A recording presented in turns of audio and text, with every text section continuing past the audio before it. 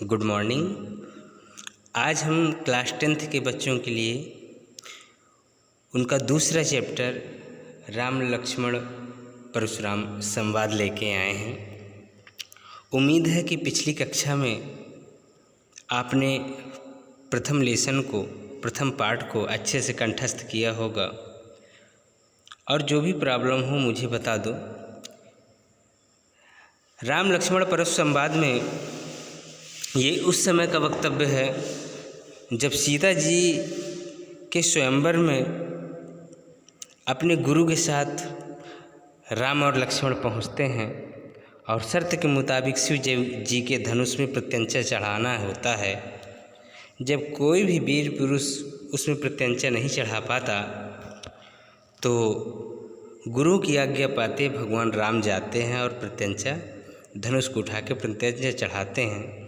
लेकिन वो धनुष जीर्ण होने की वजह से प्रत्यंचा चढ़ाते ही टूट जाता है और जोर की आवाज़ होती है और जोर की आवाज़ सुनते ही वहाँ पर परशुराम जी आ जाते हैं, क्योंकि जनकपुर में परशुराम जी ने ही उस धनुष को रखा था और ये धनुष उन्हीं के द्वारा शिव जी से प्राप्त किया गया था और उनके धनुष टूट जाने का आभास होता है और वो वहाँ पर प्रस्तुत होते हैं और क्रोध से लाल पीले होते हुए वहाँ पर प्रस्तुत होते हैं।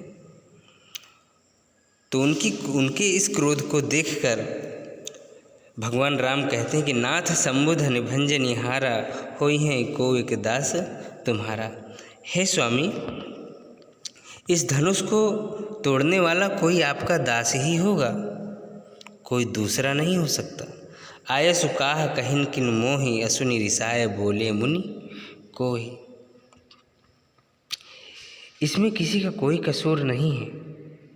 इसमें हे मुनिवर इतना क्रोधित होने की कोई आवश्यकता नहीं है, क्योंकि यह धनुष पुराना होने की वजह से टूट गया है। सेवक सो जो करे सेवकाई, अरि करनी अरि करे लड़ाई। परशुराम जी कहने लगे कि सेवक वो होता है जो सेवा करता है, सेवक वो नहीं होता जो लड़ाई करता है।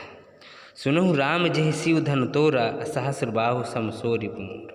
परशुराम जी कहने लगे, हे राम सुनिए, जिसने भी शिव धनुष को तोड़ा है वो सहस्र बाहु के समान मेरा शत्रु है।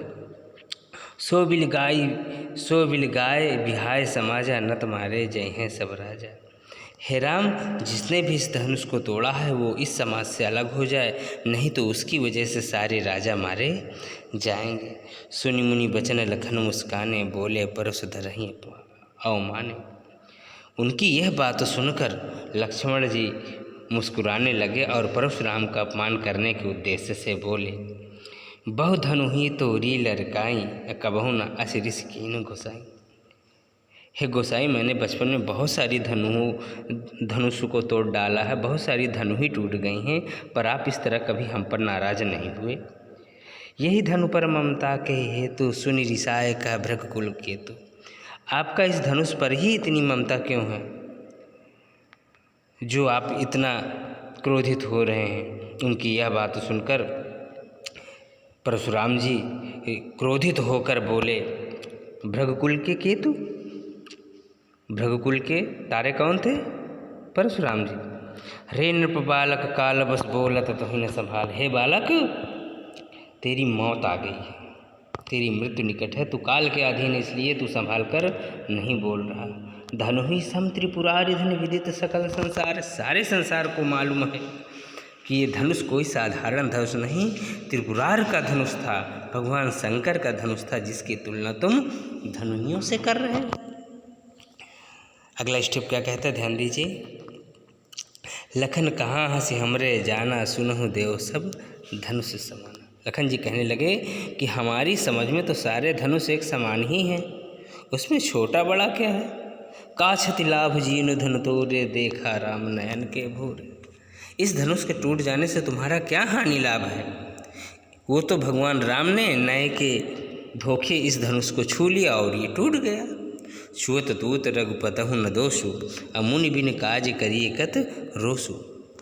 छूते ही ये धनुष टूट गया रघुपति से, भगवान श्री राम से छूते ही ये धनुष टूट गया, तो इसमें उनका क्या कसूर है।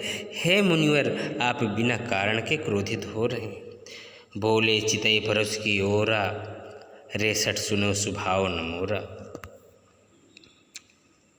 परशुराम जी और अधिक क्रोधित हो गए और अपने फरसे की ओर देखकर बोले, हे मूर्ख, तूने मेरे स्वभाव को शायद जाना नहीं है। अपनी फरसे की ओर देखते हुए कहा, हे मूर्ख, तूने मेरे स्वभाव को पढ़ा नहीं है, तूने सुना नहीं है, तूने जाना नहीं है। बालक बोली बधऊ नहीं तो ही, केवल मुनि जड़ जान नहीं मोहि। मैं बालक समझ के तेरा वध नहीं करता। यहाँ पर जितने उपस्थित मुनि हैं सारे लोग मेरे स्वभाव और मेरे कर्म से अच्छी तरह से वाकिफ हैं। बाल ब्रह्मचारी यति कोहि, विश्व विदित क्षत्रिय कुलद्रोही। मैं बाल ब्रह्मचारी और क्षत्रियों का कुलद्रोही हूँ, क्षत्रुओं को मैं दुश्मन हूँ।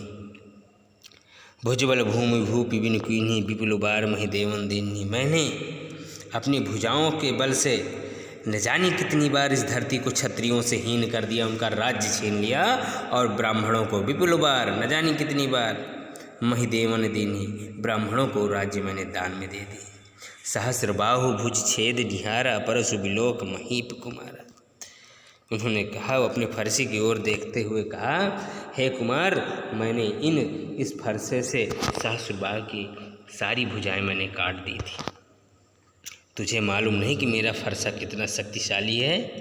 मातु पितहि जन सोचवश, करहि महीश किशोर, गर्भन के अर्भक दलन, परशु मोर अति घोर।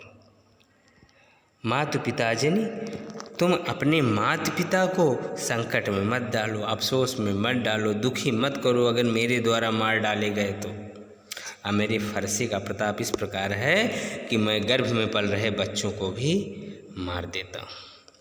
आज के लिए बस 2 ही स्टेप।